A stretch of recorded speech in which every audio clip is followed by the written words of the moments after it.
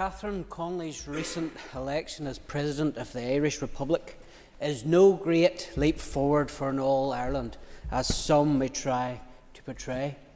Quite the opposite, indeed, is the case. Miss Conley's election is in fact a disaster for anyone promoting an all-Ireland. She will be a toxic and divisive figure.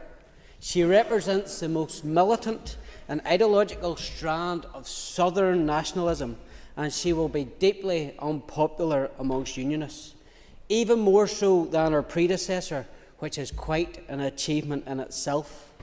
Far from advancing their cause, the nature of this election has set back the so-called agreed Ireland project.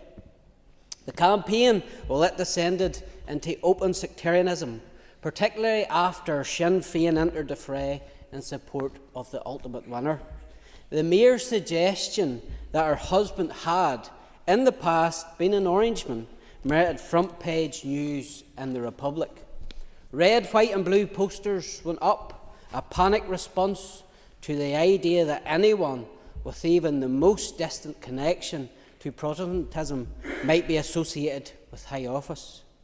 The treatment of Fine Gael's Heather Humphreys, targeted and abused because of her Protestant background, exposed the ugly undercurrent of intolerance that still runs through Southern politics.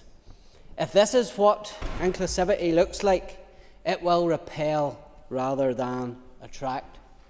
Catherine Conley may well become an embarrassment for the Republic on the international stage. Her far-left instincts, her hostility to traditional Western allies, and her eagerness to insert herself into political controversies could put her on a collision course with key Western governments. The turnout for this election was a mere 45.8%. Of those who did turn out, 13% spoiled their ballots, over 200,000 ballots deliberately rejected. That level of disagreement and protest strongly suggests there is something fundamentally wrong with the system in the Irish Republic. For Unionists, this election changes nothing.